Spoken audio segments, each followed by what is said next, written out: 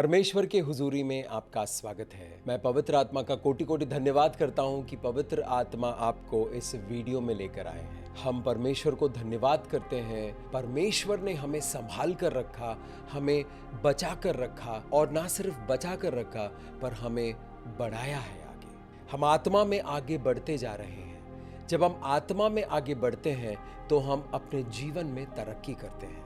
2023 इस नए मौसम, इस नए साल का पहला दिन है। मेरे प्यारे दोस्त, परमेश्वर का एक वचन जो 2023 के लिए वो लेकर मैं आपके सामने आया हूं। इस नए मौसम में, इस नए सीजन में, इस नए साल में 2023 में किस तरह परमेश्वर आपके साथ रहेंगे और आपके जीवन में किस तरह वो काम करेंगे, ये वचन के जरिए वो आपको बताना चाहते हैं। उन्होंने मुझसे कहा कि ये वचन लो और इस वचन को मेरे लोगों तक पहुंचाओ। इस वीडियो को अंत तक देखिएगा। अगर आपको इस वचन का अभिषेक पूरा चाहिए तो पूरा मैसेज अंत तक देखिएगा। लेव्य व्यवस्था अध्याय 26 3 से लेकर 13।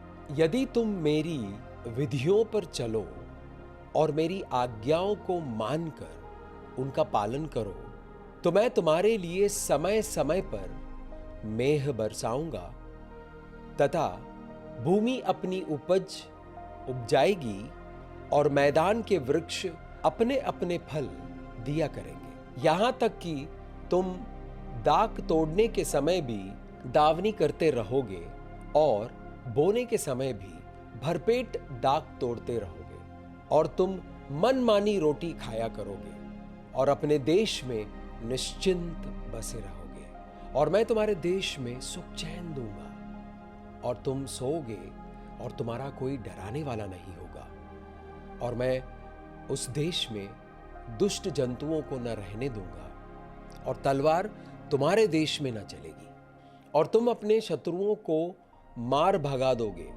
और वे तुम्हारे तलवार से मारे जाएंगे और तुम में से 5 मनुष्य 100 को और 100 मनुष्य 10,000 को खदेड़ेगा और तुम्हारे शत्रु तलवार से तुम्हारे आगे आगे मारे जाएंगे और मैं तुम्हारी ओर कृपा दृष्टि रखूंगा और तुमको फलवंत करूंगा और बढ़ाऊंगा और तुम्हारे संग अपनी वाचा को पूर्ण करूंगा और तुम रखे हुए पहले के अनाज को खाओगे और नए के रहते भी पुराने को निकालोगे और मैं तुम्हारे बीच अपना निवास स्थान बनाए रखूंगा और मेरा जी तुमसे घृणा नहीं करेगा और मैं तुम्हारे मध्य चला फिरा करूंगा और तुम्हारा परमेश्वर बना रहूंगा और तुम मेरी प्रजा बने रहोगे। मैं तो तुम्हारा वो परमेश्वर यहोवा हूं जो तुमको मिस्र देश से इसलिए निकाल के ले आया ताकि तुम मिस्रियों के दास न बने रहो और मैंने तुम्हारे जुए को तोड़ डाला है और तुमको सीधा खड़ा करके चलाया है। ये अद्भुत, शक्तिशाली, प्रभावशाली प्रतिज्ञा है परमेश्वर की। किसके लिए है ये प्रतिज्ञा?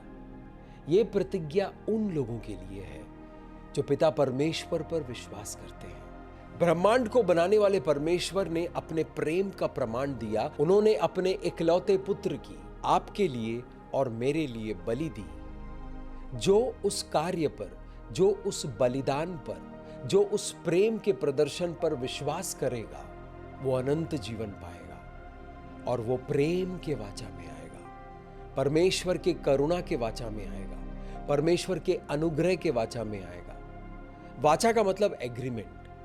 परमेश्वर ने यीशु मसीह की कुर्बानी देकर हमारे साथ एक एग्रीमेंट किया है कि मैं तुम्हारे पापों की सजा, तुम्हारे पूर्वजों के पापों की सजा तुम्हारे ऊपर नहीं डालूंगा। इसका मतलब हम सजा के हकदार होते हुए भी निर्दोष ठहराए गए हैं। किसकी वजह से?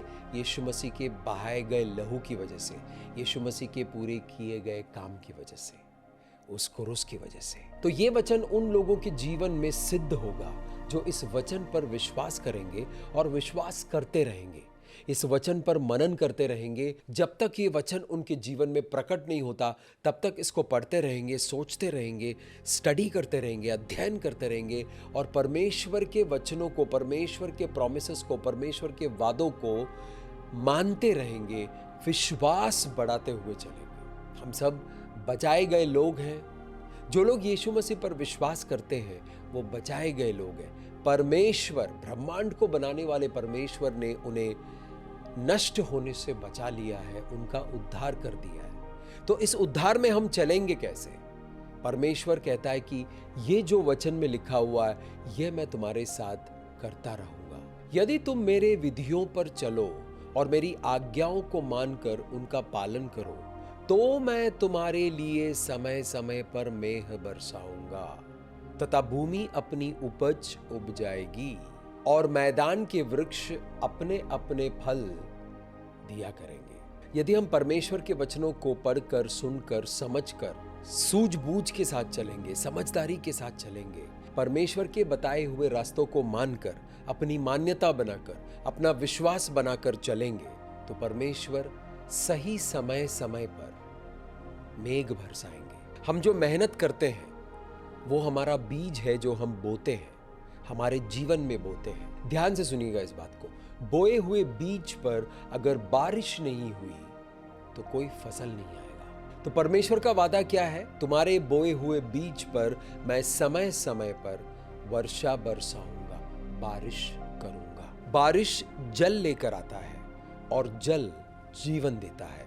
परमेश्वर के वचन जीवन देने वाले जल हैं। तो परमेश्वर अपने वचनों के जरिए आपके जीवन में जो बीज आपने बोया है, जो मेहनत आपने की है, उस पर बारिश करेंगे तो उस बीज का अंकुर फूटेगा और वो पौधा बनेगा, पेड़ बनेगा और फसल लेकर आएगा। आजकल हम आसपास देखते हैं कि बहुत लोग बहुत समय तक मेहनत करते हैं लेकिन उनको कोई फल नहीं मिलता, उनका जीवन फलवंत नहीं होता। मैं फिल्म इंडस्ट्री में 20 साल काम करता रहा।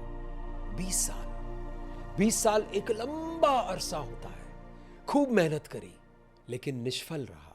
मेरे हाथ खाली थे, मेरा मन उदास था, मैं बिल्कुल टूट चुका था, चारों तरफ अंधियारा ही अंधियारा था। उस वक्त यीशु मसीह ने मेरा हाथ थामा और मुझे उस अंधकार से निकालकर अपनी उजियाली में लेकर आए और फिर मुझसे ये प्रश्न पूछ रहे कि क्या फल आया वो 20 साल जो तुमने बोए थे वहां से। मैं हैरान हो गया, मैं सोचने लग गया और मैंने देखा कोई फल नहीं आया। निष्फल था वो जीवन, बिल्कुल बेकार। पिछले 10 सालों से प्रभु यीशु मसीह के साथ चल रहा हूं। अब मेरा जीवन फलवंत है क्योंकि समय समय पर बारिश होती है। मैं बीज बोता रहता हूं। मैंने इस सिद्धांत को समझ लिया है कि बीज बोओगे नहीं तो काटोगे क्या? हवा। हमें बीज बोना है। जब हम सही मिट्टी में सही बीज बोएंगे बाकी परमेश्वर देख लेंगे, क्योंकि जीवन देने का काम परमेश्वर का है। वो जीवन देने वाला जल उस बीज पर बरसाएंगे और उस बीज को पोषण मिलेगा जीवन का और वो बढ़ेगा। जो हमने बोया है, बोकर वो पेड़ बन गया है, पौधा बन गया है, फल देने के लिए तैयार है। सही मौसम में उसके ऊपर फल आएगा और हमें फायदा करके जाएगा। जब किसान को अच्छा फसल मिलता है, किसान फायदेमंद हो जाता है। उसी तरह अगर हमने बीज बोया और वर्षा नहीं हुई तो उसका पौधा नहीं बनेगा, उसका पेड़ नहीं बनेगा। पेड़ बन गया, उसके बाद उसके ऊपर फल नहीं आया तो सारी मेहनत बेकार हो जाएगी। 20 सालों की मेहनत, सीखा, समझा, कुर्बानियां दी लेकिन निष्फल रहा। इंसान के जीवन में निष्फल होने के कई कारण हैं। वो कारण खुद इंसान को समझ में नहीं आता है, लेकिन परमेश्वर का वचन कहता है कि मैं तुम्हें फलवंत बनाऊंगा। रिसीव करें इस वर्ड को। परमेश्वर का वचन कहता है कि मैं तुम्हें फलवंत बनाऊंगा। तुम्हारे बीज बेकार नहीं होंगे, तुम्हारे पौधे बेकार नहीं होंगे, तुम्हारे पेड़ बेकार नहीं होंगे। मैं तुम्हें फलवंत बनाऊंगा सही समय पर, और समय समय पर मैं मेघ बरसाऊंगा, मैं बारिश करूंगा, जीवन देने वाला जल दूंगा। तुम्हारी मेहनत बेकार नहीं जाएगी। ये है इस कलाम का मतलब। पिछले साल यानी 2022 में 1 जनवरी में एक वचन आया था, अपने आप को रीडिजाइन होने दो। ये वचन ने बहुत लोगों के जीवन में बहुत कुछ बदला है अच्छे के लिए, और पूरे साल भर वो बदलते रहे, बीज बोते रहे। इस साल के लिए परमेश्वर कहता है कि मैं तुम्हें फलवंत बनाऊंगा। जब हम परमेश्वर के मुताबिक सेट हो जाते हैं तब हम फलवंत होते हैं, तब हमारे जीवन से अच्छे फल आना शुरू होता है। बुरा जीवन कोई जी रहा है, उसके जीवन में भी फल आ रहा है, लेकिन बुरा फल आ रहा है। ऐसा फल आ रहा है जो किसी काम का नहीं है, जो बिल्कुल बुराई देता है जीवन में। परिवार में बुराई, बिजनेस में बुराई, सोच विचारों में बुराई, नीयत में बुराई, सब जगह बुराई। अच्छे फल आना बहुत जरूरी है। परमेश्वर चाहते हैं कि हम अपने जीवन में फलवंत हो जाए। यीशु मसीह ने कहा है कि मैं आया हूं जीवन देने के लिए और जीवन बहुतायत में देने के लिए। अभी कुछ दिन पहले हमने प्रभु यीशु मसीह का जन्मदिन मनाया है।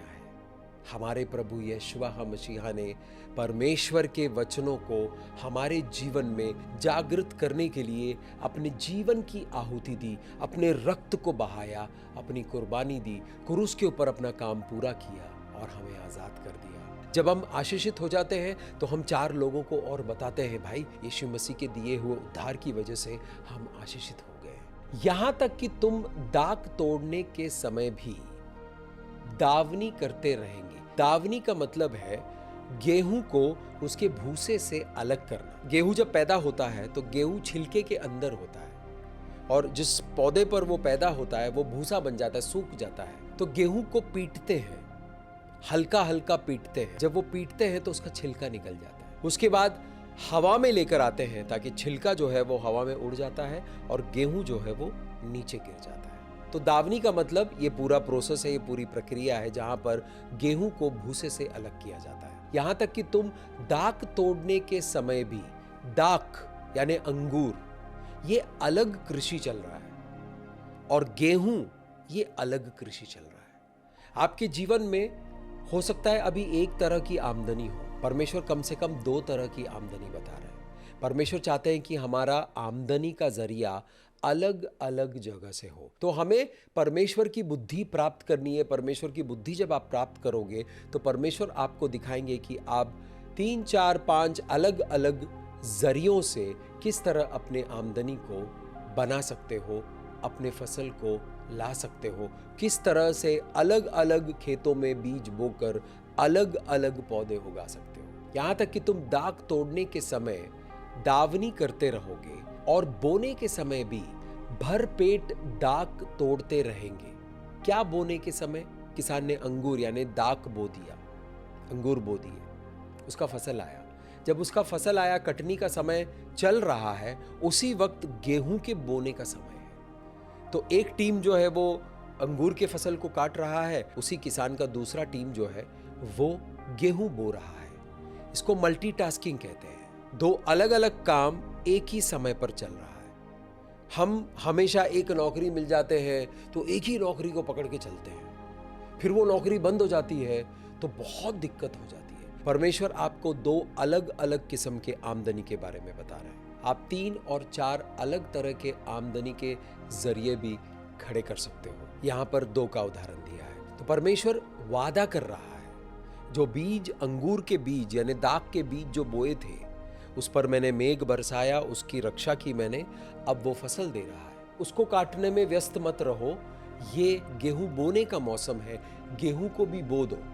तो जब किसान गेहूं बो रहा होता है, वही किसान जिसने दाख की खेती करी है वो दाख भी काट रहा है और गेहूं भी बो रहा है, मल्टीटास्किंग कर रहा है। कभी कभी एक जॉब मिलना मुश्किल हो जाता है। परमेश्वर कहता है कि मैं 2-2 जरिए खोल दूंगा, 3-3 जरिए खोल दूंगा। आमदनी की कमी नहीं होगी, फसल की कमी नहीं होगी। हालेलुया, आमेन कहकर इस अभिषेक को रिसीव कर लो, इस वचन को रिसीव कर लो। तुम मनमानी रोटी खाया करोगे, जितना मर्जी उतना खाया करोगे, संपन्नता होगी। परमेश्वर इस वचन के जरिए हमसे कह रहे हैं कि इतना सारा होगा। जब हमारे पास हमारे जरूरत से ज्यादा होता है तो वो हमारे लिए नहीं होता है, तो उसको बांटने का समय आ गया है। जिनके पास नहीं है उनको दीजिए।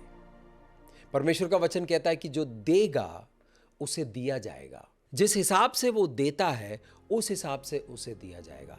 जो पकड़ के बैठते हैं, जो जकड़ के बैठते हैं, मेरे पास है ये कहीं खो न जाए, मैं किसी को कुछ नहीं दूंगा, उसके हाथ से रेत की तरह सारी चीजें फिसल जाएगी, चाहे वो कितना भी बड़ा खजाना क्यों ना। जो पकड़ कर बैठते हैं अपने खजाने को, अपने धन को, अपने संपत्ति को, अपनी चीजों को, अपने रुपए पैसों को, अपने अनाज को, कि नहीं मैं किसी को नहीं दूंगा, मैं दबा दूंगा, हो सकता है मुश्किल आ जाएगी आगे। सेविंग करना चाहिए, लेकिन सब कुछ दबा कर नहीं रखना चाहिए। अगर आप दोगे नहीं तो आपको दिया नहीं जाएगा। अगर सब कुछ दबा दिए अंदर तो आपको लगेगा मैं पूरी जिंदगी बैठकर खाऊंगा।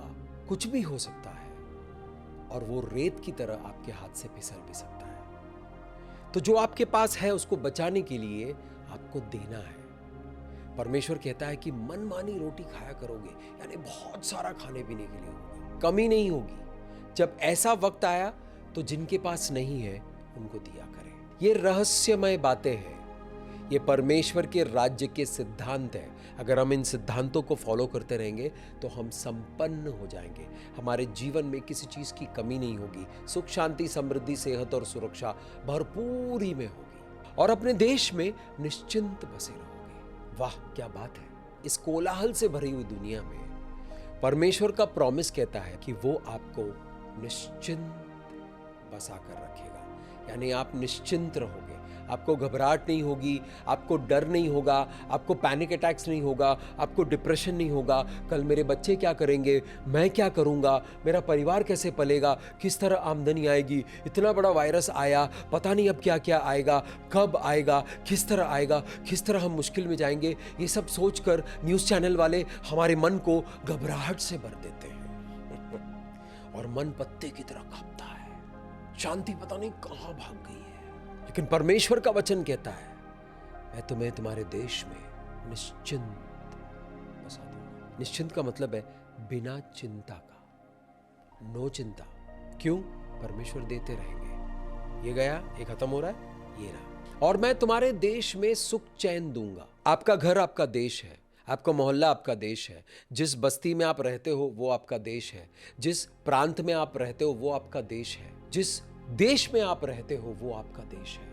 आपका जो मन है वो भी आपका देश है। हमारा पूरा इंडिया हमारे मन में बसता है, पूरा इंडिया हमारे मन में बसता है, हमारा डिस्ट्रिक्ट भी हमारे मन में बसता है, हमारा स्टेट भी हमारे मन में बसता है, हमारा परिवार भी हमारे मन में बसता है। और परमेश्वर कहता है कि जहां पर तुम बसते हो, जो देश है तुम्हारा, वहां पर मैं सुख चैन से रहने दूंगा। जब मनुष्य जाति परमेश्वर के बताए हुए रास्ते पर नहीं चलता है तो वो अपने विनाश की ओर जाता है और उसको पता भी नहीं होता है कि वो विनाश की ओर जा रहा है। लेकिन जब विनाश सामने दिखाई देता है तब आंखें खुल जाती है, तब तक बहुत देर हो चुकी होती है। लेकिन जो विश्वास करता है, जो विश्वासी है, उससे परमेश्वर कहता है कि जिस देश में मैंने तुम्हें बसाया है वहां मैं तुम्हें सुख चैन से रखूंगा और तुम सोओगे और तुम्हारा कोई डराने वाला ना होगा। बहुत सारे लोग हैं दुनिया में, लाखों करोड़ों लोग हैं दुनिया में जो सो नहीं पाते हैं। कुछ लोगों को एक गोली खाकर नींद आती है, कुछ लोगों को 10-10 गोलियां खानी पड़ती है। नींद जैसे उनके जिंदगी से भाग गया है, सुख चैन छीन लिया है। अंधकार की शक्तियों ने उन्हें गोलियों और दवाइयों पर अपाहिज करके रखा हुआ, वो सो नहीं पाते हैं। मैं ऐसे बहुत सारे लोगों को जानता हूं, मैं ऐसे बहुत सारे लोगों के लिए प्रार्थना करता हूं जो सो नहीं पाते हैं। परमेश्वर का वचन कहता है कि मैं अपने प्यारे को मीठी नींद दूंगा, मीठी नींद, सुकून से सोओगे। कभी कभी हम सो जाते हैं और एकदम से उचट के उठ जाते हैं, घबरा कर, डर कर। क्या होगा प्रोजेक्ट का, क्या होगा बच्चों का, क्या होगा परिवार का, क्या होगा बिजनेस का, क्या होगा लोन का, क्या होगा सेवकाई का, क्या हो रहा है। तूफान के ऊपर तूफान आए जा रहे हैं, परेशान है।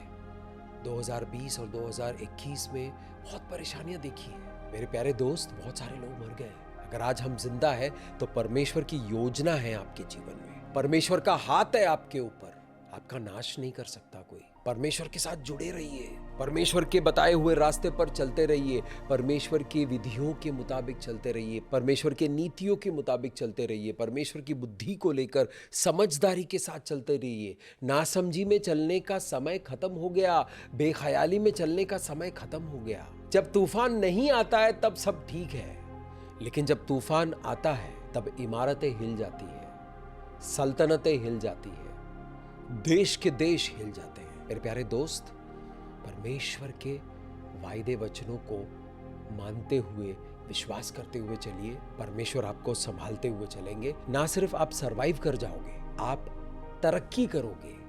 इस तूफान में भी आप तरक्की करोगे। आत्मा में तरक्की, विचारों में तरक्की, बुद्धि में तरक्की, प्रेम में तरक्की, रिश्तों में तरक्की, अभिषेक में तरक्की, सेवकाई में तरक्की, रुपए पैसे धन दौलत में तरक्की। रुपया पैसा आपके तरक्की का बाई प्रोडक्ट है। आप पहले तरक्की करते हो, रुपया पैसा आपके पास आ जाता है, धन दौलत संपत्ति आपके पास आ जाता है। सबसे पहले आप आत्मा में तरक्की करते हो। यूहन्नान अपने पत्र में लिखते हैं कि आत्मा में तरक्की करो, अपने प्राणों में तरक्की करो और बाकी सभी चीजों में तरक्की करो। लोग रुपए, पैसे, धन दौलत में तरक्की पाना चाहते हैं, प्रॉपर्टी चाहिए, पैसा चाहिए, बैंक बैलेंस चाहिए, सिक्योरिटी चाहिए, लेकिन आत्मा कंगाल है।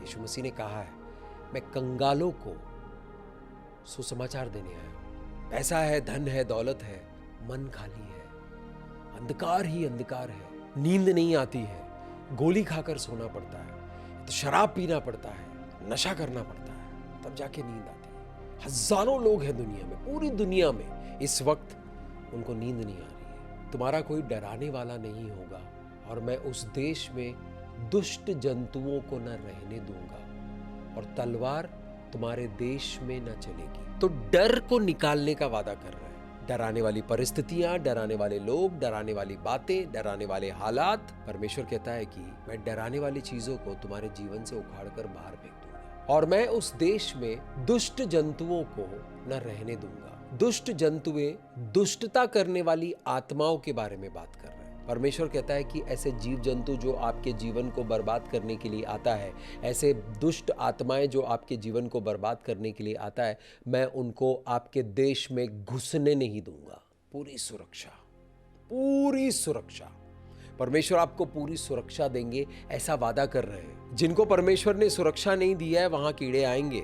जो परमेश्वर पर विश्वास नहीं करते हैं, परमेश्वर के बताए हुए रास्ते पर नहीं चलते हैं, वहां कीड़ों को घुसने का खुला दरवाजा है, उनको रोकने वाला कोई नहीं है। मेरे प्यारे दोस्त, परमेश्वर के वचनों में बने रहिए, परमेश्वर के मकसद में बने रहिए, परमेश्वर की बातों में बने रहिए, परमेश्वर की नीतियों में बने रहिए, परमेश्वर के विधियों में बने रहिए।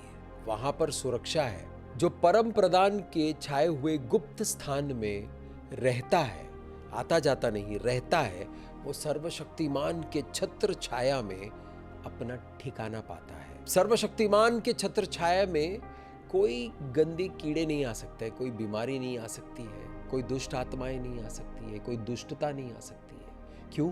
वहां पर सुरक्षा दी गई है। तलवार तुम्हारे देश में ना चलेगी। तलवार का मतलब है लड़ाई झगड़ा। जब दो देश एक दूसरे से भिड़ते थे तो तलवारों से युद्ध करते थे। आज तलवारें खत्म हो गई है, लेकिन बंदूकें निकल आई है, बातें निकल आई है, जान लेने वाली बातें, बदनाम करने वाली बातें, एक इंसान को आत्महत्या करने पर मजबूर करने वाली बातें, हमें बर्बाद करने के लिए कुछ हालात, कुछ परिस्थितियां आती है हमारे जीवन में।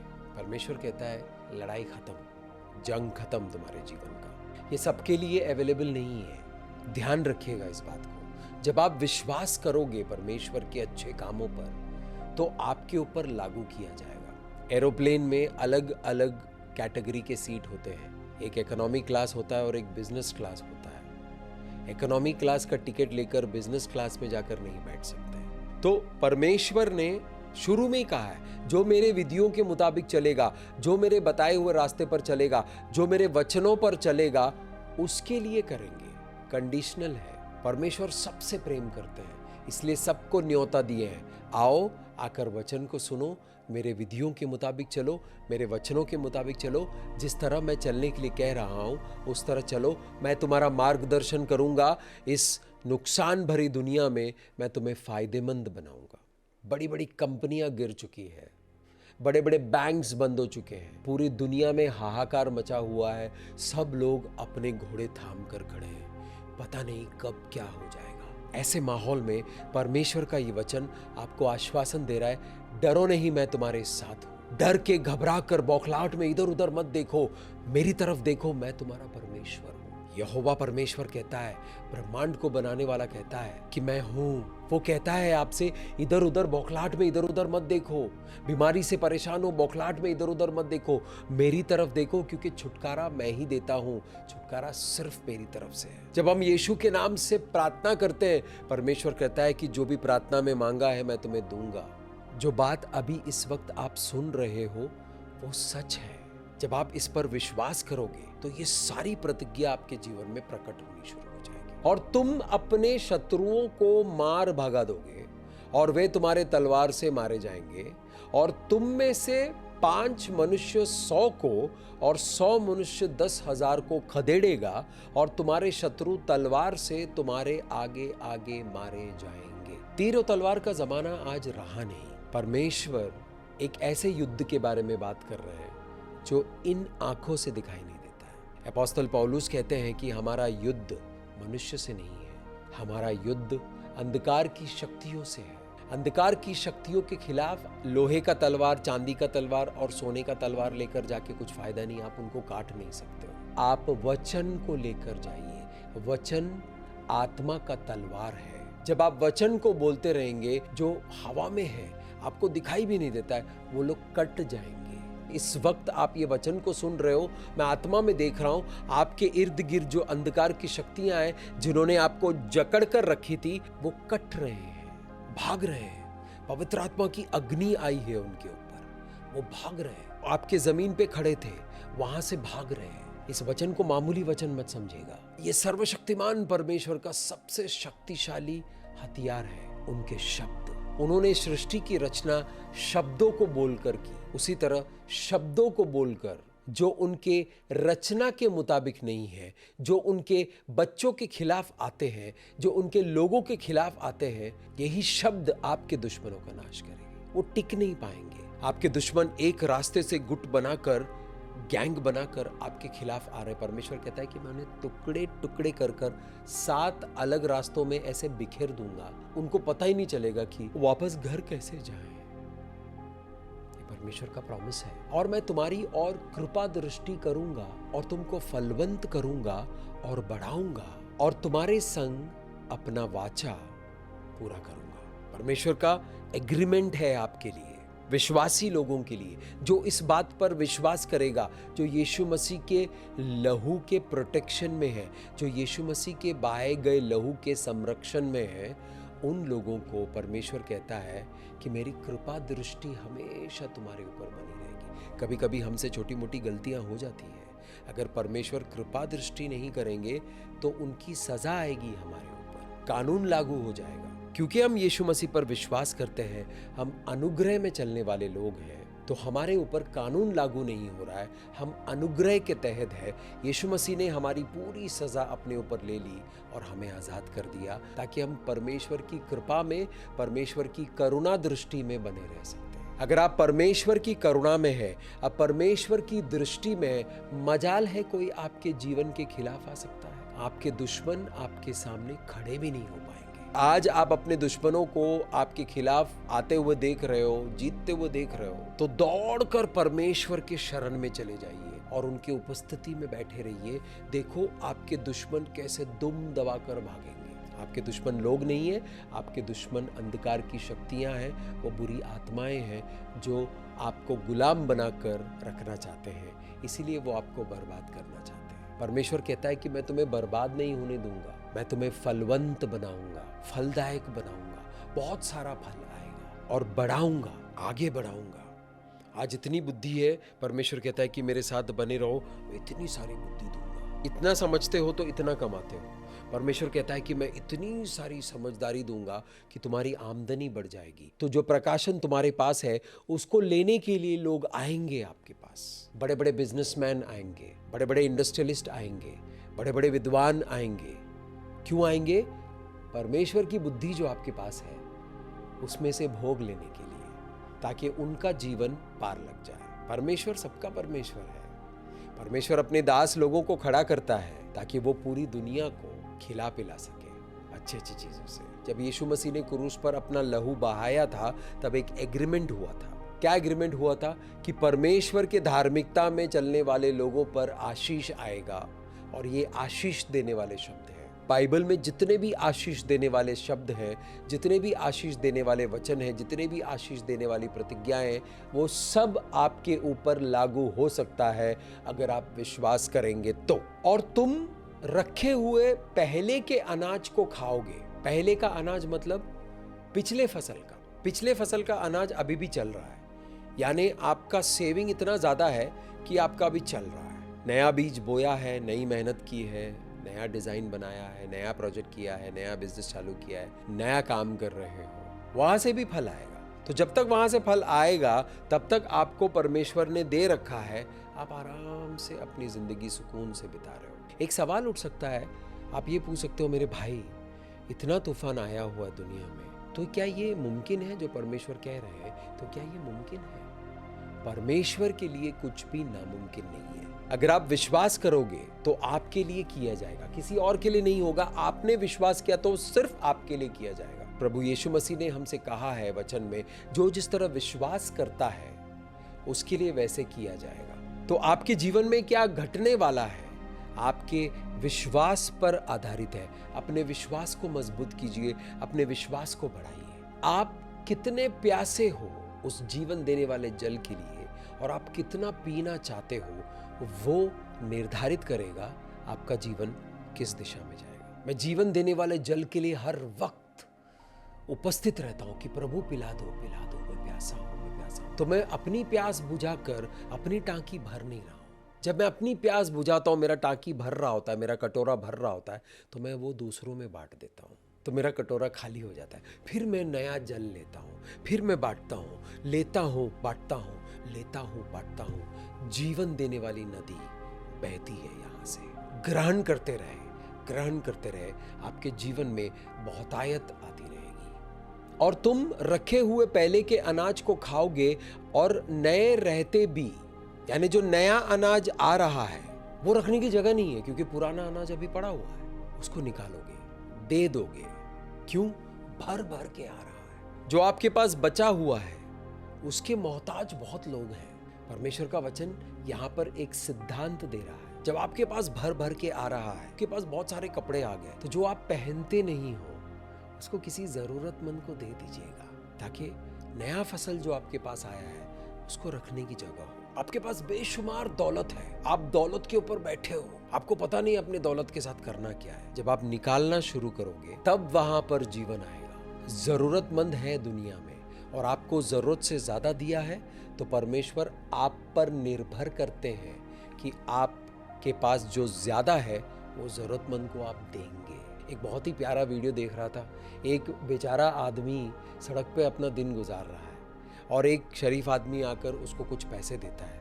वो दौड़कर दुकान में जाता है, ढेर सारी थैलियां भर भर के सामान लेता है और उसके जैसे जितने लोग सड़कों पर बैठे हैं उनको वो थैलियां देता है। जरा सोचो, इस आदमी के पास खुद का घर नहीं है, सड़क पर पड़ा हुआ है, थोड़ा सा पैसा मिला तो उसने बांट दिया। परमेश्वर उसे देख रहा है, उसका जीवन बदलते बदलते समय नहीं लगेगा। प्रभु यीशु मसीह पर विश्वास करके जो अच्छा काम हम करते हैं उसको प्रभु देखते हैं। हर एक के जीवन में परीक्षा आती है, परीक्षा के बगैर कोई जीवन ही नहीं। हम प्रार्थना करते हैं, प्रभु हमें परीक्षा में न डाल, लेकिन परीक्षा फिर भी आएगी। वो परीक्षा क्या जांचने के लिए आ रही है, क्या टेस्ट करने के लिए आ रही है? आपका मन कैसा है, आपका हृदय कैसा है, ये टेस्ट करने के लिए आता है। कड़वाहट से भरा हुआ हृदय है, नफरत से भरा हुआ हृदय है, जलन से भरा हुआ हृदय है, डर से भरा हुआ हृदय है, नासमझी से भरा हुआ मन है, बेबुद्धि चल रही है। ऐसे मन में परमेश्वर कभी आकर बसेंगे नहीं। आप फालतू में टाइम वेस्ट कर रहे हो। अपना मन परमेश्वर को दो और कहो, प्रभु इसे शुद्ध करो, क्योंकि एक शुद्ध मन परमेश्वर को देख सकता है। 2023 की शुरुआत में अपने पूरे मन को समर्पित कर दो। कहो, प्रभु मेरे मन में जितना भी पुराना कचरा है वो सब निकाल कर मुझे आजाद करो, मुझे शुद्ध करो। यीशु मसीह के पवित्र लहू से मेरे मन को हर रोज धो धोकर मेरा शुद्धिकरण करो प्रभु, ताकि मैं तेरी करुणा को भोग सकूं, तेरे अनुग्रह को ग्रहण कर सकूं, तेरे वचनों को समझ सकूं, तेरे रास्ते पर चल सकूं। कुछ काम है जो आपको करना है। जब आप अपना काम करेंगे और जो काम आप नहीं कर सकते हो वो परमेश्वर करेंगे। सब काम परमेश्वर पे छोड़ के आप सोफे पे बैठ के नेटफ्लिक्स देखोगे तो आप वहीं बैठे रहोगे 2023 में भी। पिछले कई सालों से आप वहीं बैठे हो, अभी भी आप वहीं बैठे रहोगे भैया। उठिए, जागृत हो जाइए, उठिए, प्रकाशमान हो जाइए। यहोवा का तेज आपके ऊपर उदय हो रहा है। परमेश्वर आपको आशीष करने के लिए वचन दिया है। परमेश्वर कहता है कि ऐसा ऐसा मैं करूंगा। जब परमेश्वर ऐसा ऐसा कर रहा है तो परमेश्वर के साथ मिलकर काम करना है। ये काम करने का मौसम है, इसमें ये काम करते रहिए। दूसरा मौसम है, दूसरा सीजन आया, नए बीज लाइए। इस मौसम में क्या उगेगा, इसके ऊपर स्टडी कीजिए, रिसर्च कीजिए, देखिए क्या चलेगा। परमेश्वर से पूछिए, प्रभु मैं किस तरह का बिजनेस करूं, कैसे अपनी सेवकाई करूं, कैसे अपना काम करूं। परमेश्वर आपको वचन के जरिए बताएंगे, उसको कीजिएगा। तो आपने यहाँ भी बीज बोया, अब इसकी देखभाल कर रहे हो, उसका ठीक ठाक कर रहे हो, यहाँ से फसल आनी शुरू हो गई। उस फसल को आपने काट लिया, खा लिए, उसका इस्तेमाल करना शुरू किया, अब इसका भी फसल आ गया है। ये सब काम है जो आपको करना है। परमेश्वर बुद्धि देंगे, सामर्थ्य देंगे, बल देंगे, शक्ति देंगे, समझदारी देंगे, मार्गदर्शन भी देगा, लेकिन करना आपको है। यीशु मसीह ने कहा, मैं तुम्हें एक सहायक दूंगा। सहायक पूरा काम नहीं करेगा, सहायक यानी पवित्र आत्मा आपकी सहायता करेंगे। करना आपको है। मेरा काम जो मुझे करना है वो परमेश्वर नहीं करेंगे, स्वर्गदूत भी नहीं करेंगे। परमेश्वर बोलेंगे, मुस्तफा खुद करो, जो तुम्हें करना है वो तुम करो, जो तुमसे नहीं होगा वो मैं करूंगा। बीज बोने तक किसान काम कर सकता है, बीज बोने के बाद उस बीज का क्या होगा ये परमेश्वर के हाथ में। अंदाजा आप लगा सकते हो कि इस तरह का कुछ फसल आएगा, लेकिन वो फसल उस मौसम में आएगा या नहीं आएगा ये पूरा परमेश्वर की करुणा के ऊपर आधारित है, उनकी दया के ऊपर आधारित है। परमेश्वर कहता है कि जो लोग मेरे एग्रीमेंट के मुताबिक चलते हैं, जब आप किसी के साथ एग्रीमेंट बनाते हो तो उस एग्रीमेंट को आप तोड़ नहीं सकते हो, उस एग्रीमेंट के खिलाफ काम नहीं कर सकते, आपको उस एग्रीमेंट में ही चलना पड़ेगा। तो परमेश्वर कहता है कि जो मेरे साथ एग्रीमेंट कर लिया, मैंने जो तुम्हारे साथ एग्रीमेंट किया है उस एग्रीमेंट के साथ तुम चलोगे। मैंने तुम्हें कुछ नीतियां दी है, मैंने कुछ सिद्धांत दिए, मैं तुम्हें कुछ विधियां दी है, उन विधियों के मुताबिक तुम चलोगे तो तुम कामयाब हो जाओगे, सफल हो जाओगे, फलवंत हो जाओगे और बढ़ते रहोगे। फसल के ऊपर फसल, फसल के ऊपर फसल, उसको मैनेज करने के लिए आपको एक टीम रखनी पड़ेगी जो इसको मैनेज करेगा, आपके दौलत को, आपके आमदनी को, आपके सेवकाई को मैनेज करने के लिए, क्योंकि ये बढ़ रहा है, ये फलवंत हो रहा है। 2-4 सेव थे तो आप संभाल लेते, 5000 सेव आ गए, अब आप क्या करोगे? आप थोड़ी 5000 सेव को संभाल सकते हो, आपके पास एक पूरी टीम आएगी, उनको आप काम पे रखोगे, उनका घर भी चलेगा, तो उनका भी घर चल रहा है, वो भी बढ़ रहा है आपकी वजह से, क्योंकि आप परमेश्वर के सिद्धांतों के मुताबिक चल रहे हो। भाई मुझे तो परमेश्वर के सिद्धांतों के बारे में कुछ मालूम ही नहीं है। मुस्तफा तारेल इस चैनल को देखिए, परमेश्वर के सिद्धांतों को बड़े विस्तार से समझा है। आप इत्मीनान से इसको सुनिए, समझिए, नोट्स बनाइए, स्टडी कीजिए, परमेश्वर के सिद्धांत एक एक करके आपको समझ में आ जाएगा, उसके मुताबिक आप चलिए। इसलिए परमेश्वर अपने दास को खड़ा करता है, इसलिए परमेश्वर ने मुझे खड़ा किया है। परमेश्वर ने कहा, मेरे वचन इतना सरल कर दो लोगों के लिए ताकि वो वचनों पर चल पाए, ताकि वचनों को समझकर, उनको ग्रहण करके, उन पर विश्वास करके चल पाए। तो इस चैनल में आपको यही मिलेगा, इसका पूरा फायदा उठाइए मेरे दोस्त, अपने दोस्तों को दीजिए, अपने रिश्तेदारों को दीजिए, बांटिए इसको ताकि सबको फायदा हो। हालेलुया। और मैं तुम्हारे बीच अपना निवास स्थान बनाऊंगा। परमेश्वर आपके बीच अपना निवास स्थान बना दिया तो आपके खिलाफ कौन आ सकता है? जब परमेश्वर खुद, ब्रह्मांड को बनाने वाला परमेश्वर खुद आपके साथ है तो आपके खिलाफ कोई आंधी नहीं आ सकती है, कोई तूफान नहीं आ सकता है, कोई परिस्थिति नहीं आ सकता है, कोई लोग नहीं आ सकता है, कोई अंधकार की शक्ति नहीं आ सकती, कोई बीमारी नहीं आ सकता है, कोई गरीबी नहीं आ सकता है, कोई लाचारी नहीं आ सकता है, कोई डिसअपॉइंटमेंट नहीं आ सकता है। क्यों? क्योंकि परमेश्वर आपके जीवन के सिंहासन पर विराजमान है, आपके जीवन के सिंहासन पर वो बैठे हुए हैं। उनके सामने हर तूफान थम जाता है, उनके सामने हर पहाड़ मोम की तरह पिघल जाता है। और परमेश्वर कहता है कि मैं तुम्हारे बीच अपना निवास स्थान बनाऊंगा और बनाए रखूंगा। कि आज मैं तुम्हारे साथ हूं, चलो कल परसों का पता नहीं है, लेकिन आज मैं तुम्हारे साथ हूं, नहीं, बनाए रखूंगा, यानी सदा सदा के लिए आप परमेश्वर के साथ इस दुनिया में, उसके बाद अनंत दुनिया में हमेशा के लिए वास करोगे साथ में। यीशु मसीह पवित्र आत्मा के जरिए, यहोवा परमेश्वर पवित्र आत्मा के जरिए हमारे हृदय में आकर बसते हैं। मैं मुंबई में रहता हूँ, मुंबई में कहीं भी जाता हूँ तो परमेश्वर की उपस्थिति मेरे साथ जाती है। परमेश्वर का वचन है, यहोशुआ से कहा था पुराने नियम में, जहां जहां तुम जाओगे मेरी उपस्थिति तुम्हारे साथ जाएगी। ये उन लोगों के साथ परमेश्वर घर बसाते हैं जो परमेश्वर के विधियों के मुताबिक चलते हैं, परमेश्वर के वचनों के मुताबिक चलते हैं। परमेश्वर ने जो प्रेम का प्रदर्शन किया उस पर विश्वास करने वालों के साथ चलते हैं। और मैं तुम्हारे बीच अपना निवास स्थान बनाए रखूंगा और मेरा जी तुमसे घृणा नहीं करेगा। यानी परमेश्वर को कभी भी आपसे नफरत नहीं होगी। अरे प्रभु ये किया, अभी पता नहीं आप क्या करोगे मेरे साथ। परमेश्वर कहता है कि मैं तुम्हारे साथ घृणा करूंगा नहीं, क्योंकि यीशु मसीह के रक्त ने तुम्हें ढाक दिया है। मैं तुम्हें देखता हूं तो मुझे अपने बेटे का रक्त दिखता है। वो रक्त जो मैंने उसको बहाने के लिए कहा था, उसने हंसते हंसते बहा दिया, पूरा काम कर दिया। और मैं तुम्हारे मध्य चला फिरा करूंगा और तुम्हारा परमेश्वर बना रहूंगा और तुम मेरी प्रजा बने रहोगे। और मैं तुम्हारा वो परमेश्वर यहोवा हूं जो तुमको मिस्र देश से इसलिए निकाल कर ले आया कि तुम मिस्र के दास बने ना रहो। और मैंने तुम्हारे जुए को तोड़ डाला और तुमको सीधा खड़ा करके चलाया। 20 सालों तक मुझे सिगरेट पीने की गंदी आदत थी, शराब पीने की आदत थी, नशा करने की आदत थी और अश्लील फिल्में देखने की आदत थी और जीवन बिल्कुल एक नशे में चल रहा था। कभी इधर गिरा, कभी उधर गिरा। उन नशों में, उन मनस्थितियों में मैं कैद था। वो मेरा मिस्र था, वो मेरा इजिप्ट था। मैं वहां पर बंदी बनकर रहता था, अंधकार में, चारों तरफ घनघोर अंधकार। जो इंसान जेल जाता है, अंधकार में रहता है, कुछ दिनों के बाद उसको अंधकार की आदत हो जाती है। मुझे भी अंधकार की आदत हो गई थी। मैं तो शायद अंधकार में ही पैदा हुआ था, मेरा पूरा परिवार अंधकार में था। लेकिन वहां पर यीशु मसीह के पवित्र हाथ आए, आत्मा के जरिए उन्होंने मुझे अंधकार से बाहर निकाला, अपने पवित्र लहू से धोकर शुद्ध किया और कहा मेरे साथ चलोगे। मैंने कहा प्रभु मैं पूरा का पूरा आपका हूं। परमेश्वर का वचन है कि मैं तुम्हारे बीच चला फिरा करूंगा, यानी हमारा हालचाल पूछने आ जाएंगे परमेश्वर। जिस तरह ईदन के वाटिका में आते थे, उसी तरह अभी भी यीशु मसीह के क्रूस पर पूरे किए गए कामों की वजह से वो रास्ता खुल गया है। पवित्रताई का रास्ता खुल गया है, धार्मिकता का रास्ता खुल गया है, उद्धार का रास्ता खुल गया है। और उस रास्ते प्रभु हमसे मिलने आते हैं, वो हमारे बीच चला करेंगे।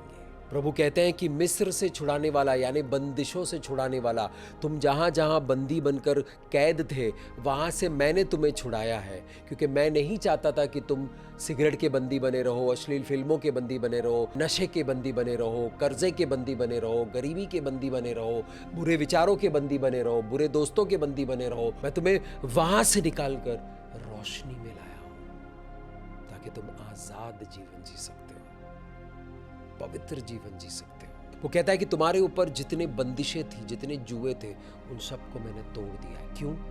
तुम मेरे हो और मेरे बने रहोगे हमेशा हमेशा के लिए। मेरे प्यारे दोस्त, ये वचन आपके लिए और आपके परिवार के लिए, इस वचन को ग्रहण करें। आइए मेरे साथ एक मन हो जाइए। पिता परमेश्वर, मैं धन्यवाद करता हूं प्रभु, जो फसल का इस्तेमाल करके अभी खत्म नहीं हुआ, खत्म होने से पहले, आमदनी खत्म होने से पहले, बैंक बैलेंस खत्म होने से पहले, बिजनेस खत्म होने से पहले आप नया बिजनेस लेकर आ रहे हो, नया काम लेकर आए हो, नया फसल लेकर आ रहे हो। प्रभु ये फ्लो चल रहा है। परमेश्वर आप ये फ्लो दे रहे हो अपने लोगों को। इस फ्लो को मैं रिलीज करता हूं, इस बहती धारा को मैं रिलीज करता हूं। इस वक्त जो आपका बच्चा इस वीडियो को देख रहा है, उनके जीवन पर, उनके परिवार के लोगों पर, उनके यार दोस्तों पर, सब पर रिलीज करता हूं। रिसीव करें इस अभिषेक को रिसीव करें। ये वचन इस पूरे साल के लिए, इस पूरे साल में परमेश्वर इस तरह आपको खड़ा करेंगे, परमेश्वर इस तरह आपको चलाएंगे और परमेश्वर इस तरह आपको दिया करेंगे और परमेश्वर इस तरह आपके बीच रहेगा। ये वादा है उनका। ये वचन को रिलीज करता हूं मैं, इस वचन के अभिषेक को रिलीज करता हूं मैं। परमेश्वर के प्यारे, इस वक्त आप अनुग्रहित हो।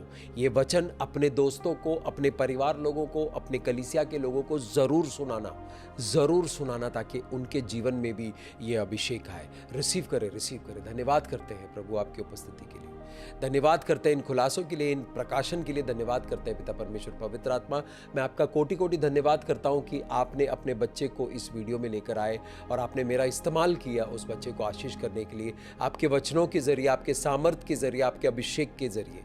यह अभिषेक आपके इस बच्चे को मिल चुका है प्रभु, ऐसा मुझे पूरा विश्वास है पवित्र आत्मा में और ये प्रभु यीशु मसीह में और यहोवा परमेश्वर में। धन्यवाद करता हूं पिता परमेश्वर। इस नए साल के इस खास अभिषेक की प्रार्थना करता हूं। जो भी इस वचन को सुनेगा प्रभु, उसके ऊपर अभिषेक आएगा प्रभु, और 2023 एक बहुत ही यादगार साल होगा। वो याद करके गवाही देंगे कि प्रभु ने हमारे जीवन में बहुत ही अद्भुत काम किया है। प्रभु मैं विश्वास करता हूं, इस वचन को रिलीज करता हूं पिता परमेश्वर। हर एक प्रार्थना आपके समक्ष एक खुशबू बनकर आती है। ये प्रार्थना भी आपके समक्ष एक खुशबू बनकर आएगी। इस प्रार्थना को मैं यीशु मसीह के पवित्र लहू में ढाकता हूँ और यीशु मसीह के पवित्र नाम से इस प्रार्थना को मांगता हूँ। आमीन। मेरा नाम मुस्तफ़ा है और मैं प्रभु यीशुआ मसीह का दास हूँ। 2023 में पिता परमेश्वर, प्रभु यीशु और पवित्र आत्मा के सामर्थ्य के जरिए आपके जीवन में सुख, शांति, समृद्धि, सेहत और सुरक्षा बहुतायत में आए। बुद्धि, ज्ञान, विवेक से आप परिपूर्ण हो जाए और आपके जीवन का स्तर ऊंचा उठाया जाए। आपके जीवन से बहुतायत में फल आए। ऐसी मेरी प्रार्थना है आपके लिए, ऐसी मेरी दुआएं आपके लिए। परमेश्वर आपको आशीष करे। जय मसीह।